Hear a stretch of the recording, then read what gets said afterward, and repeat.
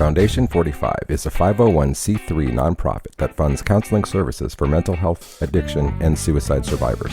In addition to providing services, it works to break the stigma surrounding these topics. Foundation 45 recognizes that musicians, artists, and creative types are often at a higher risk for issues with mental health and addiction. The organization's goal is to serve the Dallas-Fort Worth creative community by providing free, top-tier mental health and recovery services. You can learn more about Foundation 45 at foundation45.org. Foundation 45. Live fast, die old.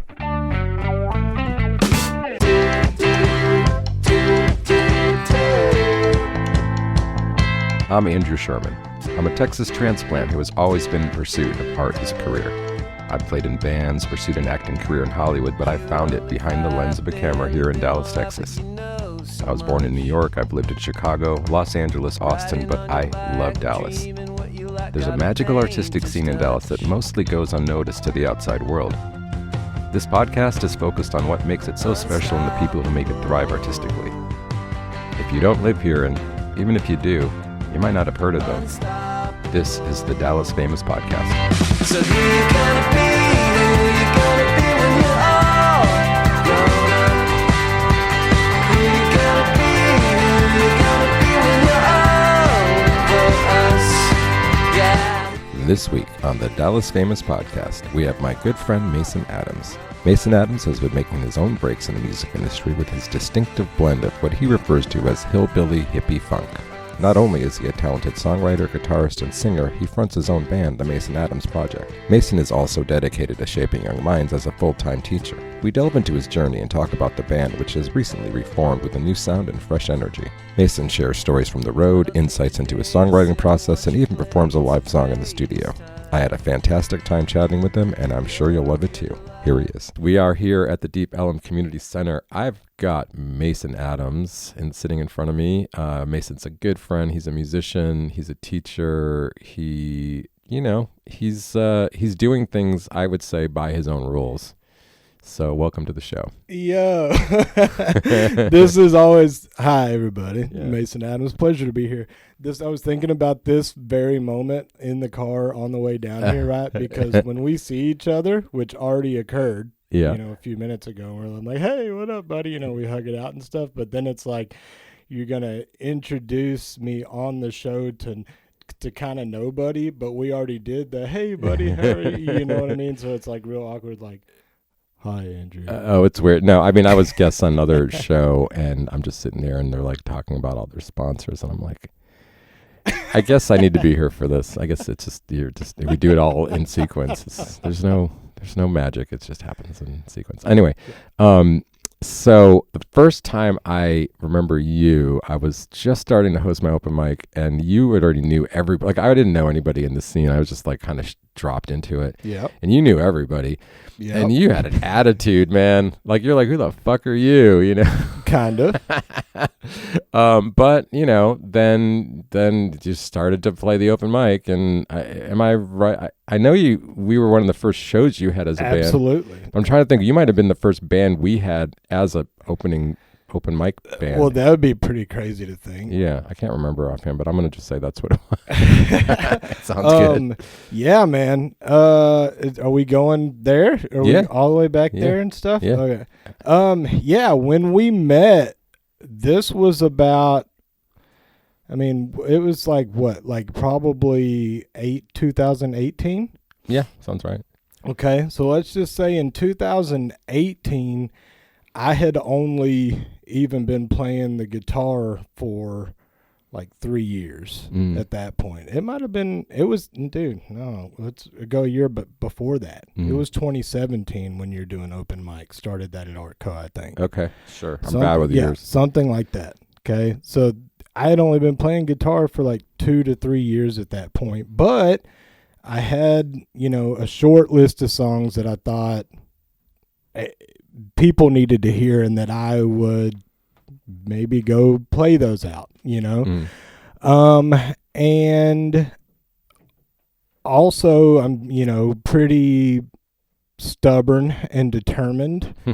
And so, usually, if I, set my mind to something or I say I'm going to do it, like I kind of, can hyperfixate on that thing and do that, especially in a space where, there's lots of naysayers and, people that will tell you you're not good enough or otherwise, those type of things. So just to be able to excel over that. So, rewind. And so I don't know. I was just having so much fun at that point in time in life, also enjoying live music. And, just as I think I'm like a natural born performer or just have that itch to be on a stage and perform, like I was just feeling more and more drawn to want to be on the other side of it ultimately. And so, that started doing some open mics about, I've been playing guitar for a couple years, writing songs for a couple years, and did a couple of open mics, enjoyed that scene. And by then I had already played one solo acoustic show in Denton at Midway Ice House or something, which is actually a gas station convenience store where they host small shows. But that's Denton, right? Yeah. So, but it was okay. And there was some people there, and I brought a few friends from Dallas, so like it was good. Short set, like 30 minutes or something. Takes longer to drive to Denton. Yeah. But then I don't know. I mean, I just had been playing my songs with then mandolin player Kevin. So these are original songs at this first gig you're doing up in absolutely Denton? Yeah. Okay. I think I did the one Dylan cover that's kind of remained in our set list, You Ain't Going Nowhere. I think I played that one that night, but yeah, all originals. And Kevin had been playing my songs with me, one night a week type deal for a little while by then. And he and I never even had a conversation about starting a band or being a band or really having a band or anything like that. He, like I tell everybody, like he was just always in it, from the start, even if he didn't know it or whatever. Right. But then, I think some things that were integral, even in the beginning stages of like Mason Adams' project, or even me sharing, my music or us being able to play shows, whatever, like really, we hosted the Adams Family Jamboree, for, a couple seasons in a row. I think, we had 3, good ones in a couple years or something before COVID and all that or whatever. But, now all these, bands that I had been seeing in town in Dallas and all this are now performing on stages on my, family's property in Merritt, and so then, right, there was a stage there. So of course, I was going to play. And so at that time it was like me and then Kevin and then like Dominic Turturelli from, then Lunar Eclectic, just sat in with us, playing drums. I had my friend Chad there, on guitar. Chad play guitar? I taught Chad guitar. Okay, I didn't know so that. So like during all this process, while I'm still teaching myself guitar, I'm teaching Chad guitar. And so that's another, like I was teaching Chad the guitar and then Kevin would come over and jam with us. And so by the time we got to the next Jamboree, we had a little set. Yeah, stop for a second. So the Jamboree, tell us exactly what that is. So Adams Family Jamboree was actually, initiated, founded, started by my stepdad, who is, his side of the family who are Adamses. And so there's no confusion. My mom married an Adams and divorced an Adams and then married another Adams. Wow. Yeah. Wow. So, okay. No relation. Yes. Completely wild. It's been a source of confusion since I was, 13 or That 14. is Since, wild. that happened. Think about like on senior night at your sports banquet or whatever, and they're announcing you and they're like, Mason Adams is the son of Jim and Sherry Adams and Jack Adams. That's strange. Like, wait a second. But it's convenient. Right. Very convenient. My mom didn't have to change her name. She got a divorce and married a guy. Like, I didn't have to like have a mom that had a different last name than me, even though like that matters, but it matters kind of whatever. Yeah. Especially at that age or whatever. It just feels weird, maybe. That's wild. I did not know this. Yeah. So that, but his whole family is also musicians, and they would get together, annually or every couple of years or something, and just always call it the Adams Jamboree, or Adams Family Jamboree. And then there was just like this shifting point, where the older folks were like, if y'all want it to happen, like, you got to do it, But then I'm like, are you sure? Like, be careful what you wish for, right? Because then, like, the jamborees went from, mostly, I don't know, acoustic instruments and just sitting around and, partying and playing music to now we've got full blown stages and, and there's a lineup and, So, that's what the jamboree is. Okay. And that's. Is that still out there? Are you still going to be joining in on that? Or? I mean, it's mine to do. Mm-hmm. If there's gonna be another Adams Family Jamboree, it's gonna be because I do it. Sure.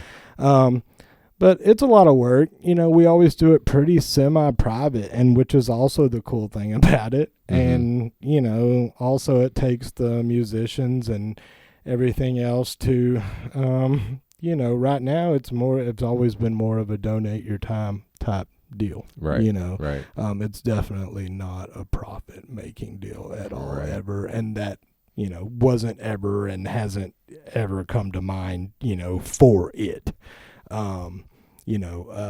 It's half family reunion, half Burning Man, right? Where everybody just shows up and brings what they can contribute to the party for the weekend, right? And then everybody's in it to, man, there's been some cold ones, where, we're digging firewood out of the woods, and then, maybe this fire ran out of wood, so it turned into Hunger Games, or people are going and stealing other people's wood, and, right. No, all in good fun. But, no, it's, and so, then I start hosting these Dallas bands at jamborees and Austin bands at jamborees and such. And so then all of these musicians and all the bands are my friends, and I want to, do what they're doing and like be in the scene and playing music and stuff, Sure. So, I mean, that's probably ultimately what spurred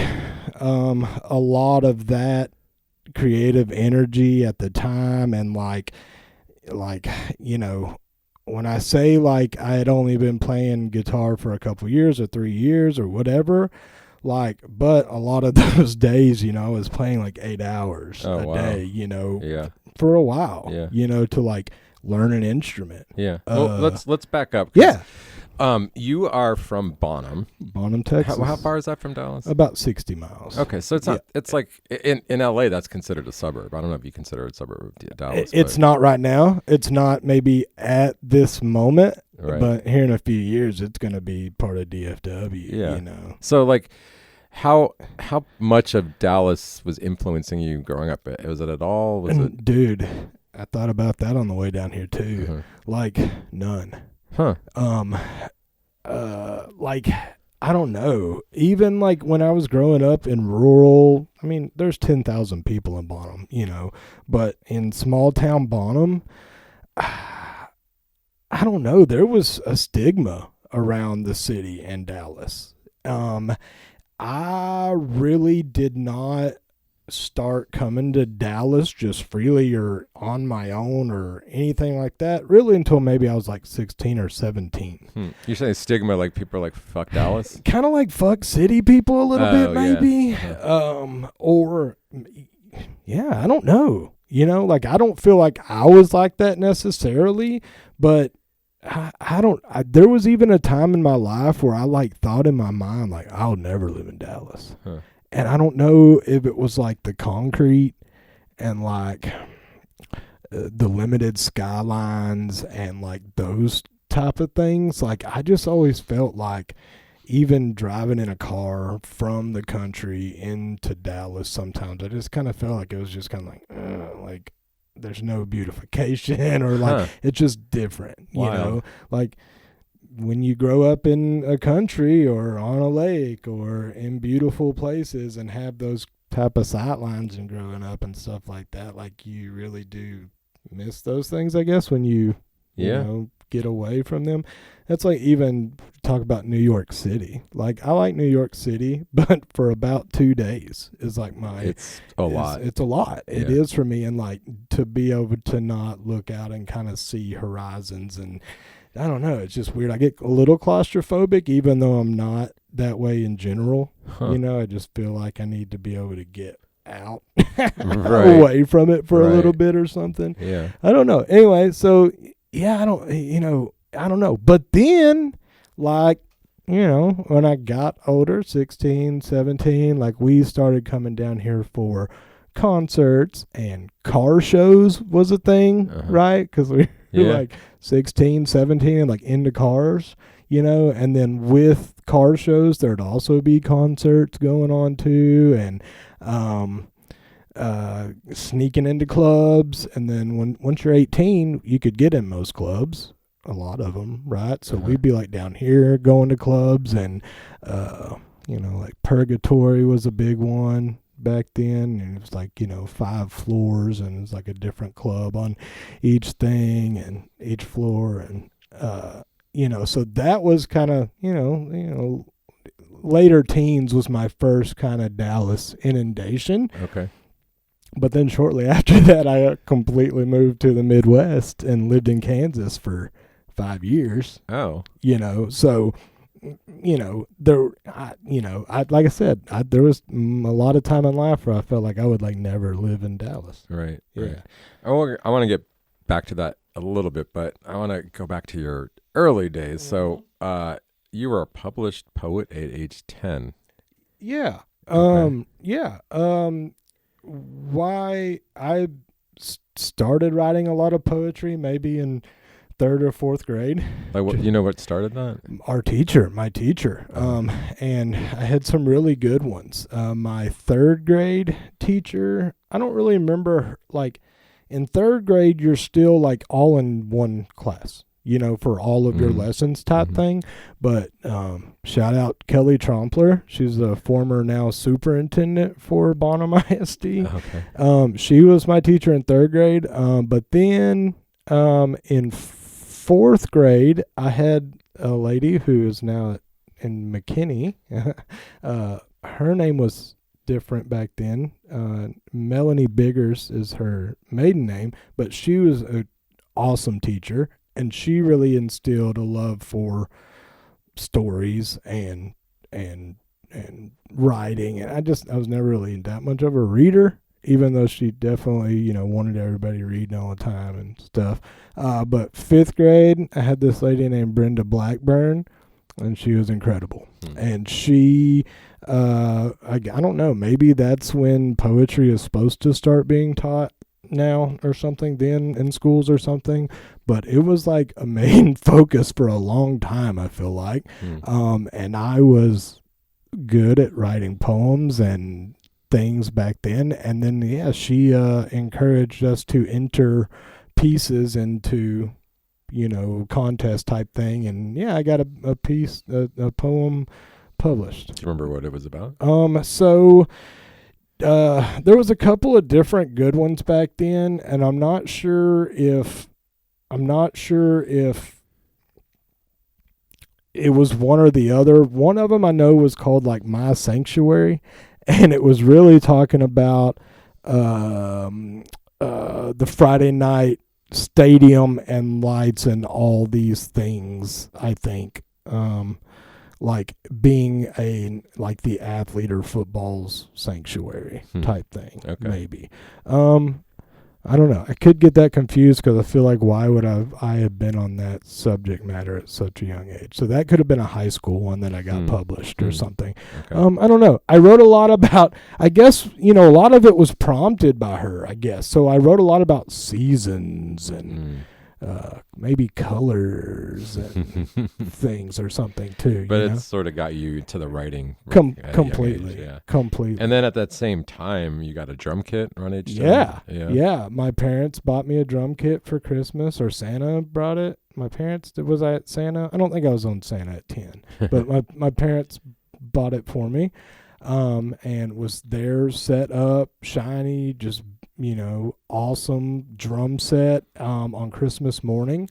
And I had a guy buddy that lived down the road who was 16 or 15 maybe at the time or something, and he was a percussionist in the band, and he was also the jazz band drummer. And so, and also he was playing Fender Stratocaster at that time too. So then he was like, hey, do this rock beat on the drums, and so then I'm like, okay, start playing his Pearl kit. It wasn't even his, it was the school's, start playing it, and he's like jamming out his guitar. We're playing like Silverchair and some Bush and some Led Zeppelin and little Jimi Hendrix. He's on this white Strat that his mom got him, Right. But so that was like the beginning maybe of like just like me actually discovering an instrument. And then my parents, I was like, please give me drums. My parents got me a drum kit, and then I, of course, went to be a percussionist in the band at school. And so I'm playing drums, being a percussionist. Our first band, I was maybe like 10 or 11, and it was me and my stepbrother on bass and my friend James on electric guitar, and we were kicking asphalt. Yeah. But we never did, played a show or anything. Right. That was but you're still that doing was our thing. Yeah. Yeah, that was our thing. And you had piano lessons around that time too? And yeah, probably around that time. I don't know. I might have been a little bit younger, but I quit. Yeah. Yeah, I hate that. I'm curious. I hate that. The lesson or the piano? That I quit piano lessons. Yeah. Oh, that you quit. Yeah. Okay. I hate that. That's one of the things. Like, I didn't get piano lessons because my sister had them first and quit, and I didn't ever get them. And I'm always like, what would be different if I had? But I hate that. Yeah, I had a good teacher too, and I was just lazy and a kid. What can you do? Yeah. I'm curious though, because I feel like for me it was essential. Did having that rhythmic background help learn guitar? 100%. That's and I tell everybody that too. Like, I feel like when I started playing guitar, I already had right hand stuff like figured out. Yeah, and so a lot of it was left hand. Yeah. And so, totally. My rhythm, foundation, and having been in band and having played drums and percussion and all that, absolutely is totally, instrumental in me being able to progress as fast as I did. Right. But you had a big pause, right, in that time because you kind of got into sports. A huge pause. Yeah. A huge pause. My love for and passion for music and listening to music and seeking out new music and all that never went away. Right. And even as I'm starting to get to that age where I'm playing more, school organized sports and middle school and stuff, my parents are still taking me to like country music festivals, red dirt stuff, like chili cook-offs, because my parents, and then like it's like even after they divorced a little time, like we're part of a competitive chili cook-off team. Like, my mom's a hell of a chili cook. Oh, shout out Sherry Adams. Okay. And so like even at when I'm like 6, 7, 8, 9, 10, we're going all over the place, and like camping, out and at a music festival for 3 days or whatever. And so, I mean, I had been seeing live music already at that point for like a long time. Like front row and stuff a lot of the time. Do you remember when you were young, like ever being just maybe like have that feeling and like looking at performers and being like, I think so. I mean, when I was 5, I told my mom that I wanted to be Garth Brooks when I grew up. Oh. And like. How'd that go? I mean, not there, right? Yeah. I mean, but like, and everybody can say what they want to about Garth Brooks, but it was just, his performance and the way that he, captures a crowd and just the energy that he's able to bring. And, that's the kind of performer that I would seek to be. Yeah. Yeah, I mean, I don't know. And then sometimes I think, well, everybody had that thought that they wanted to be a rock star or something like that. But I don't know, I had maybe just such a skewed view of what I was going to do in life or be in life for like a really long time. My 2nd grade teacher told me that I'd argue with the devil. And so for like a long time, I told people that I was going to be an attorney, even though like, I don't think I was gonna ever really be an attorney, Right. I don't know. It was weird. And even to this day, I told my dad, like, I did so much. I did everything. And like as a result of that, I feel like I never like got great at one thing because I did everything. I don't know that there's anything wrong with that, but that's kind of how I felt a little bit in life. I mean, but a lot of things I've quit too, right? Like quit piano lessons, quit karate, like whatever, and like I said that to my, I told my mom the other day, I was like feeling sorry for myself or something. And I was like, I've quit everything I ever started or something like that. She's like, no, you didn't. Yeah, like, look how much you've actually accomplished in life, you know. And no, I don't feel like I'm a quitter or whatever. I mean, I do have, regrets about some of that, whatever. And all the time I'm like, if I could go back and do it again, or maybe I would do things differently, but then I'd circle back around. I'm like, no, all of these experiences and all those things have truly like made me who I am. Sure. And I guess you're just unique in that sense.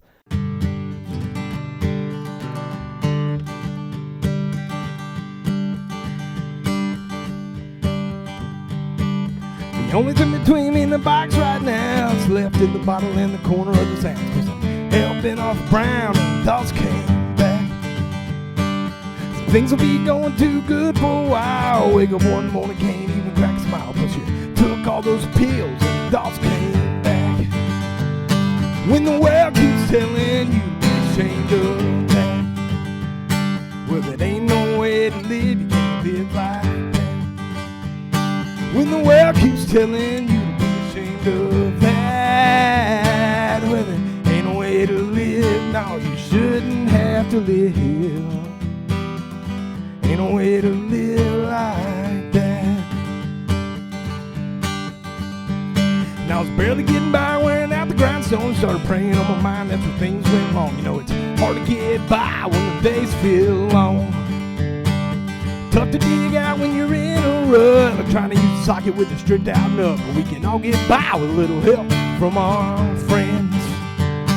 When the world keeps telling you to be ashamed of that, well, it ain't no way to live, you can't live like that.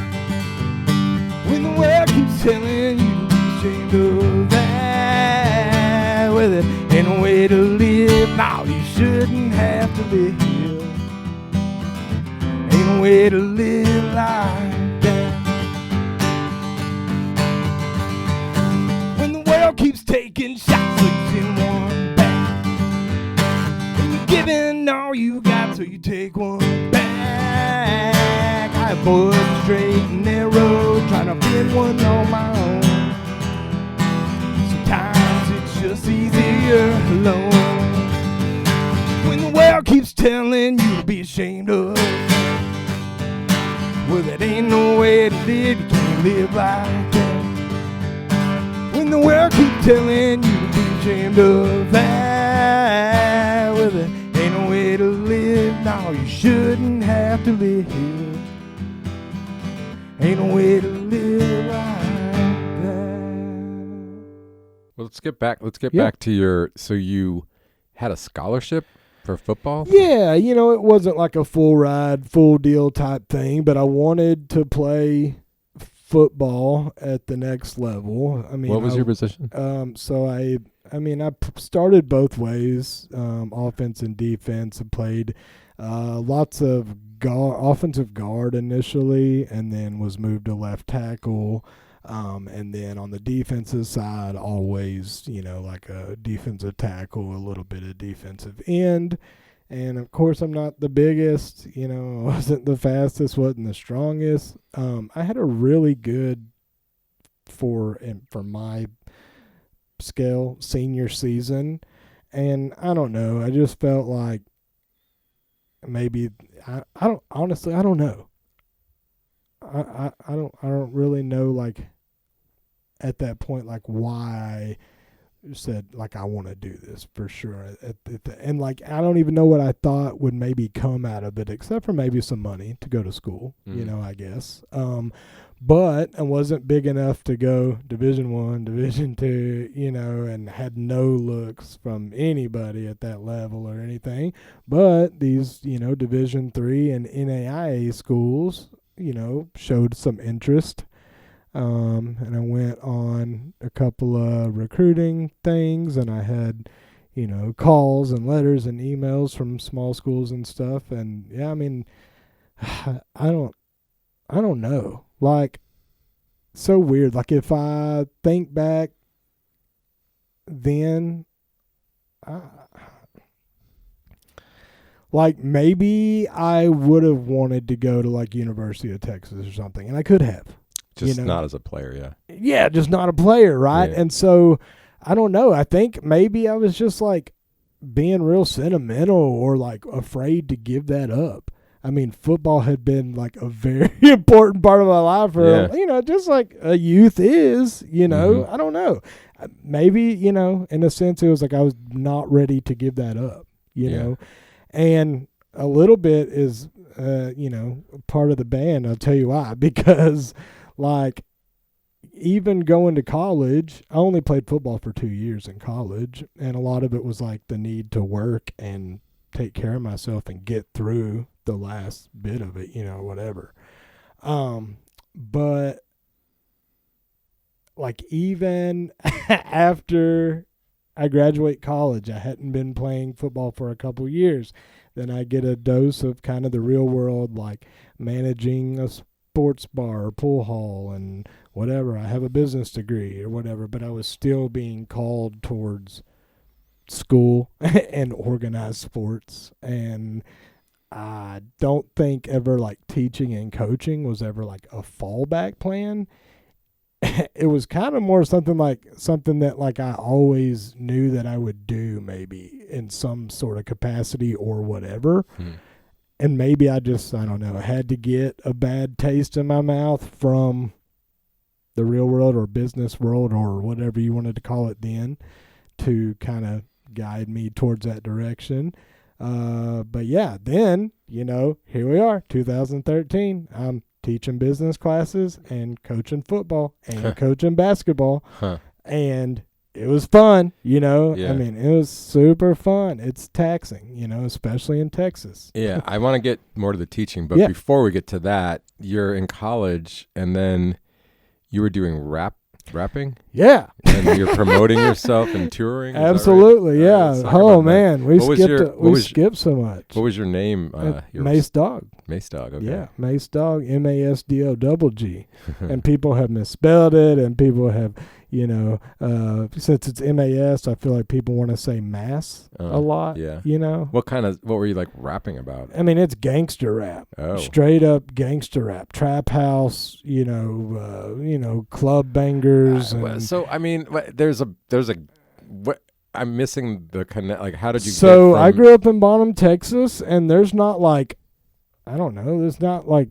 It's kind of a melting pot a little bit. Like, I went to school with a lot of black kids and a lot of Hispanic kids and whatever. And, like, we used to just, like, you know, ride back roads and smoke weed. And, like, people would start freestyling over, you know, beats. I mean, it's, you know, DJ Screw and Michael Watts. And especially, like, at that time in my life, like, in high school, so impressionable. Anyway, all of this Dirty South rap was having its biggest rise, you know, and you know, Paul Wall and Chameleonaire and you know, Mike Jones and Slim Thug and, you know, Big Hawk, Big Pokey. I mean, just like the whole gambit of all, you know, all these Houston rappers and everything. And so, yeah, I mean, I figured out pretty quick that I could make words rhyme in time with a beat, you know. And then I don't know, you're just kind of a product of your environment, I guess. Like, a lot of people around me were doing that, like freestyling, and then like want to go find a home studio or something. But this is all like, it's not even any time, you know. All of this is taking place, like even this first stuff, like maybe it's all through high school where we're like rapping and stuff, right? But then I don't know, I just had a laptop. Maybe that's what I got, a laptop from my mom to go to college with, and then I'm like, well, what if I record myself rapping? Right. And then I like figured out a little recording software, and then I'm able to find beats, and then, you know, recording, and it just kind of took off from there. You know, it's kind of like the guitar thing, you know, it just kind of snowballs, you know? Yeah. And so by then I'm like, got all these songs, and I feel like people should hear. Right. And so then you start touring like colleges or hear them. Yeah. Yeah, we did small colleges, and we did small college towns. Was it like a group? So, and I mean, we weren't a group, so as much as, I don't know, we were collaborators, I guess. So when I released then actual, I called it Mixtape Volume 1, MacTown, because I was in McPherson, Kansas. When I released MacTown Mixtape Volume 1, it was a collection of rap songs that all were me, all originals, not the beats or anything like that. I'd, you know, stole a bunch of those probably and had a few. But on lots of the songs, there were features. Like, I had a lot of people, I don't know, like 8 or 9 rappers that were probably featured on the mixtape. And the one, Damian Sanders, Black, he's from Arlington, and we had known each other like at the beginning of college, and then he left the school, then ended up back up there a couple years later, and he was rapping. He's a really good rapper.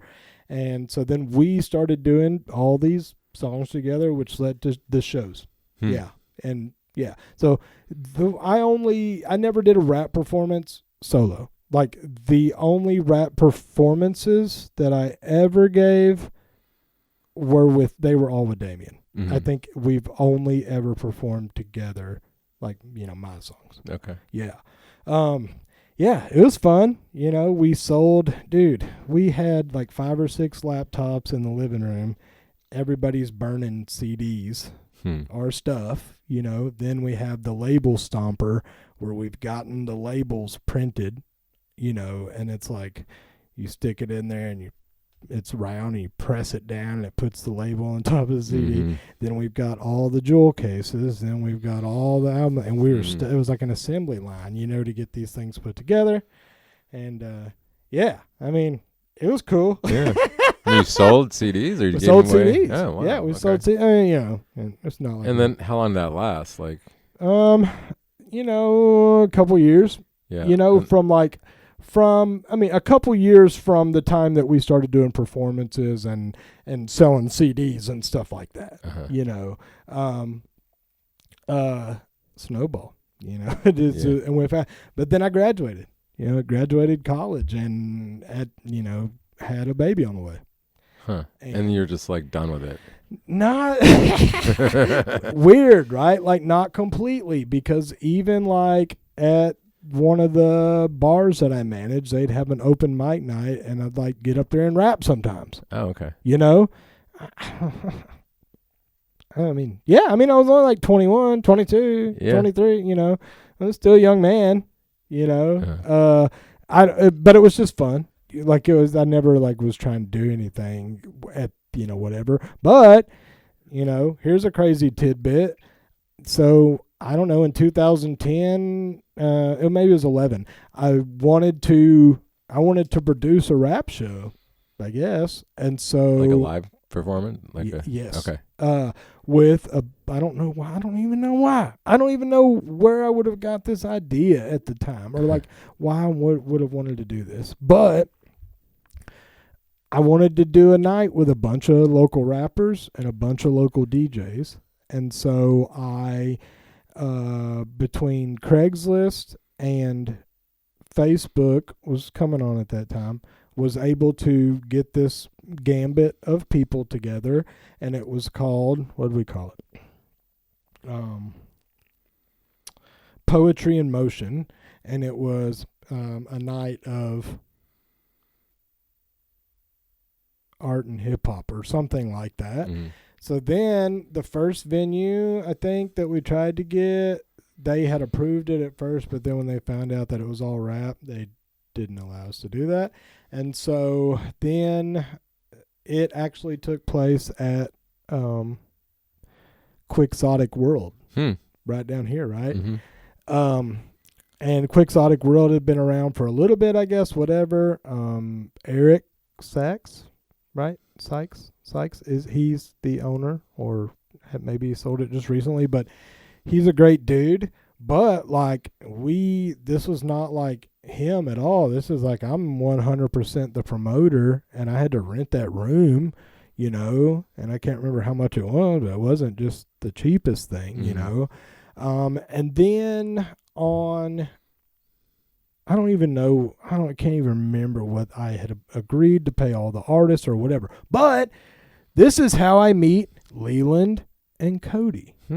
Because they were a rap duo going by the name of Wheel. WHEEL. Yeah. Right? And so they're from Mojo, by the way. Try More Mojo. Right.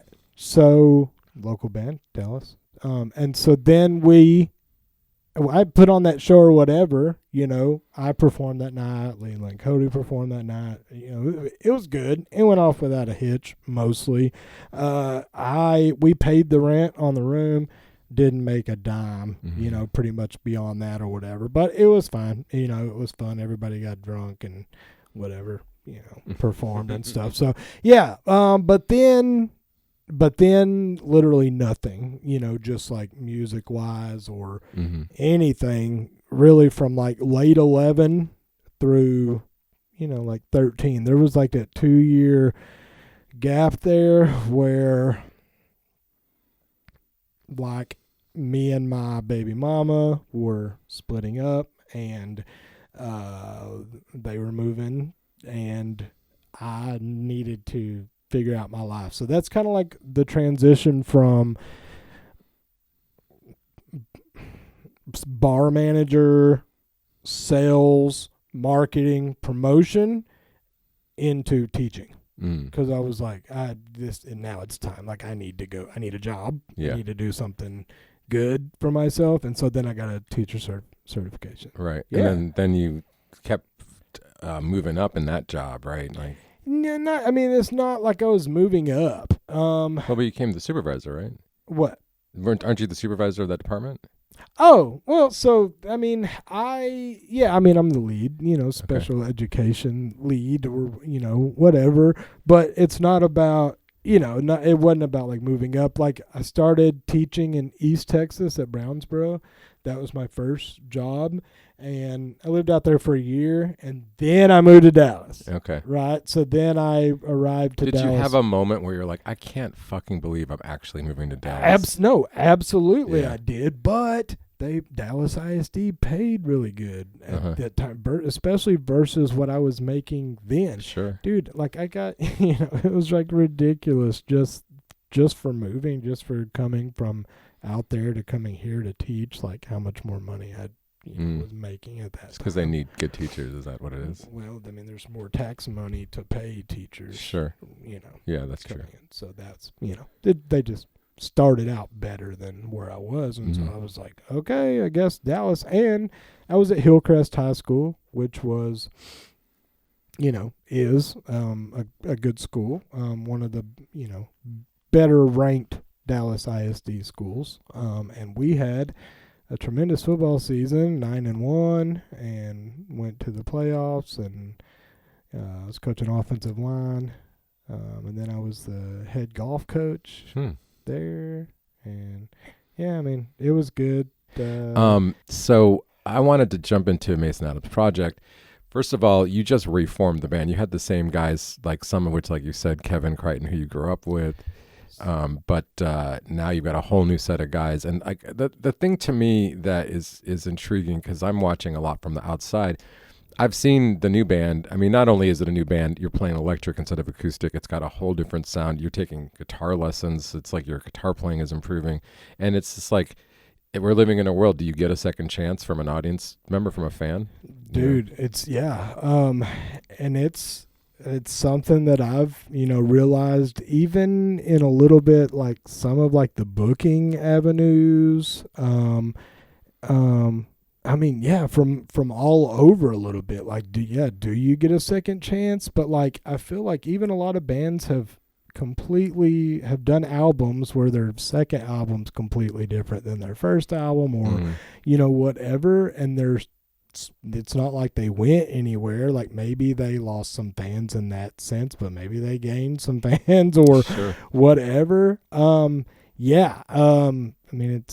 It's maybe it's a thing. Like hopefully people that will listen to this who saw Mason Adams or Mason Adams Project in 2018 will erase those memories. I mean, not erase, but it's not just that like, it was bad. It's just so different. much. It's. I mean, from my standpoint, it's just. I mean, I have grown so much as a musician and as an artist and as a band leader and all of it, and it's different. It's new. It's refreshing. And so if you're listening to this and you saw the band before. This is completely different, and so come try out the new Mason Adams project. I mean, I'm going to second that. Because I did really enjoy the new. I do really enjoy the new, and I've talked to a few people who have seen both, and they're like, the new stuff is good, and it's not a slight at anybody else. You're just in a different place, and it's a little more rocking. It's different. It's a little bit more actual jamming, like a jam band, as opposed to just kind of like having solo sections extended. It's really evolved. So it's cool. It's worth checking out. I mean, I wouldn't have you on if I didn't feel that way, obviously. No, I mean, from that thing, you said it. I mean, I'm ecstatic to be here. I don't even know that I'm really Dallas famous, Andrew. I was going to ask you that, if you thought that. I don't know, not yet. I mean, I think my name has a buzz. I think Mason Adams Project has a buzz, and people are starting to, figure us out, and we're just starting to be around. I'm a huge advocate for not only the music scene in Dallas, but the original music scene in Dallas, which I feel is so not underrepresented by the musicians because we're out here.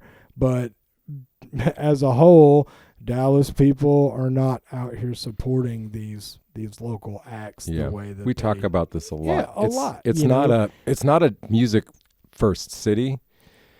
Having said that, you don't have to be going to music all the time to just check out music sometimes. Correct. And I mean, it's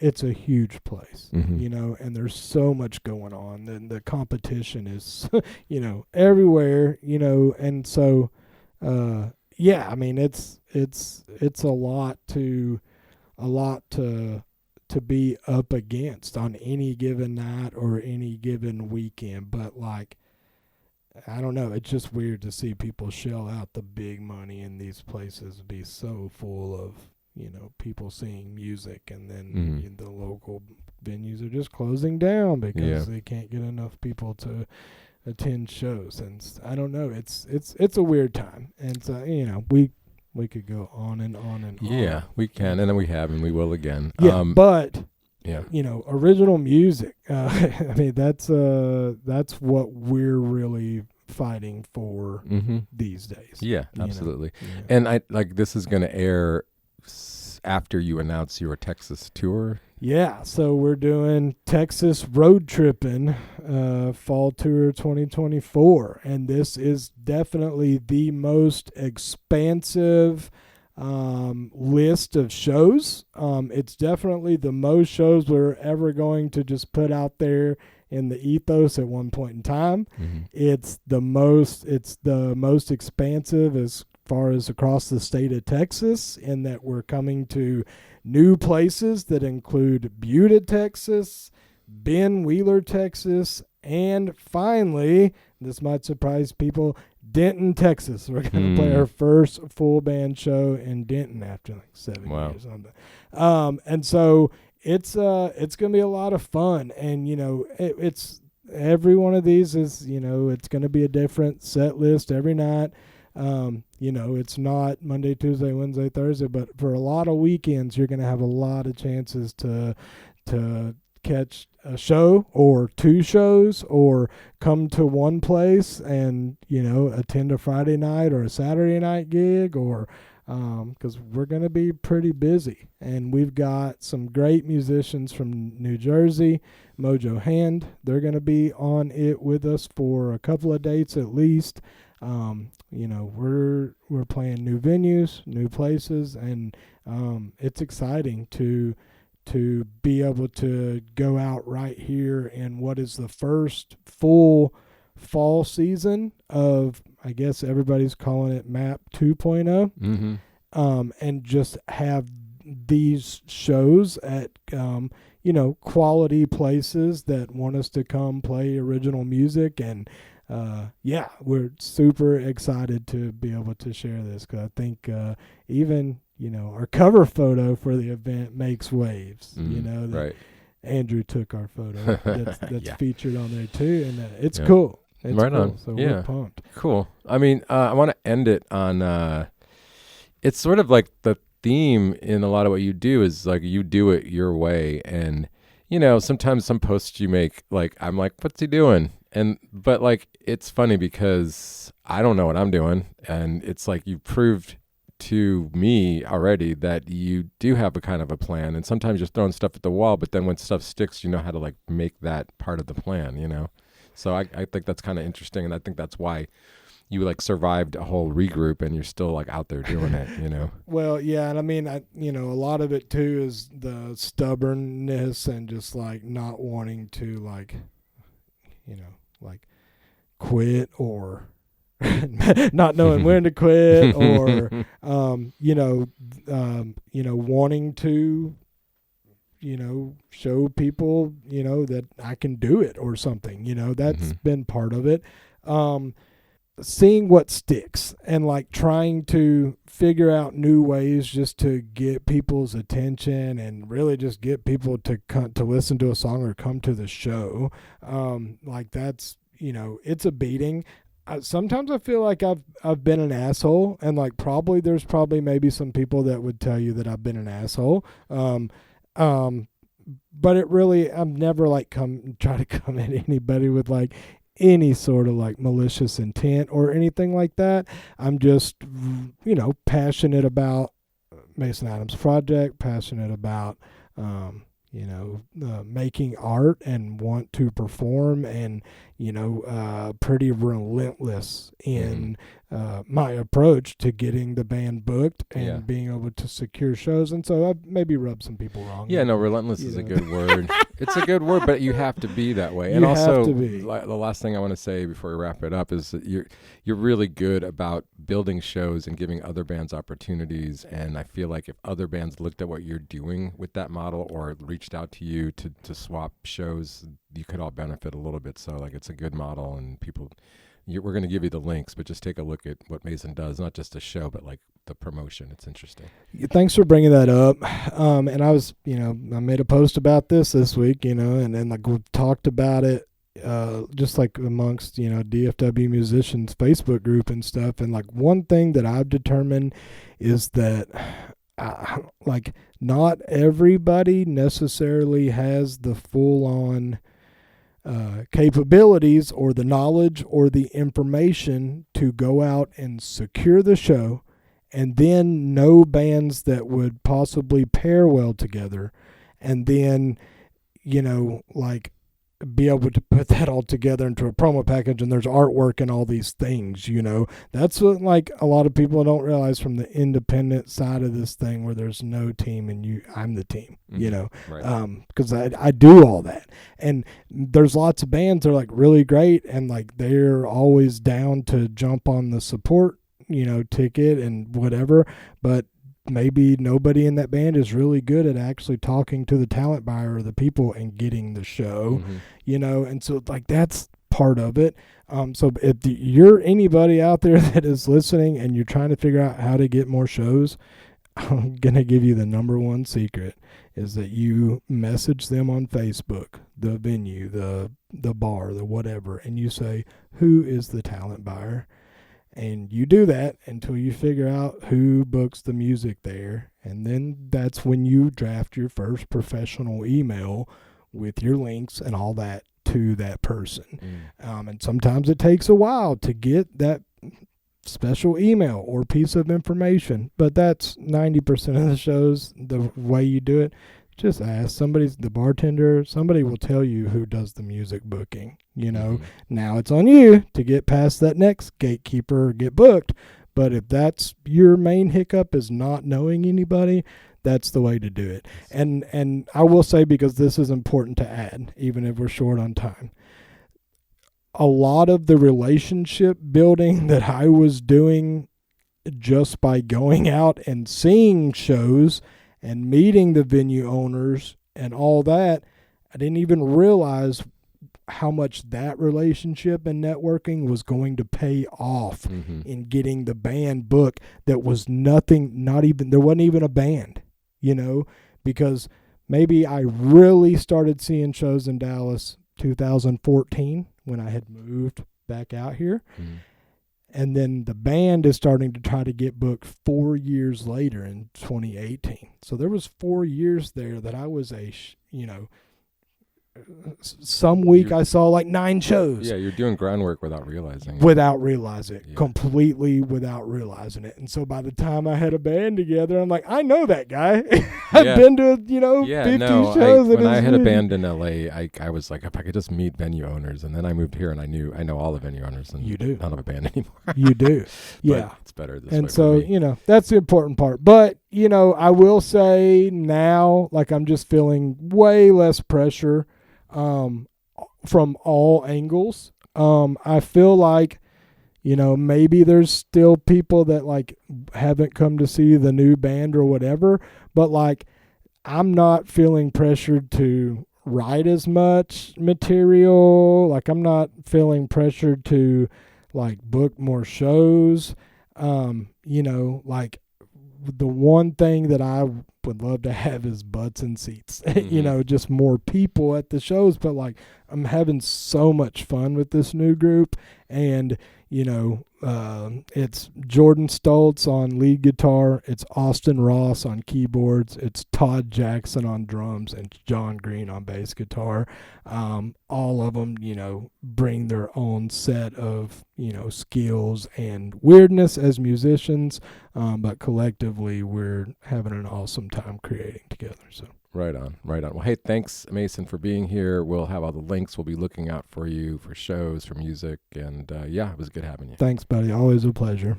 I'd like to thank Mason Adams for joining me. You can check out all his stuff on the links. He's got shows coming up, and you can check out the at-home series that we did together with him playing some songs in his living room.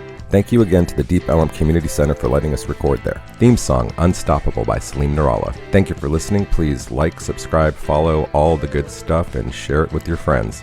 We'll see you next time.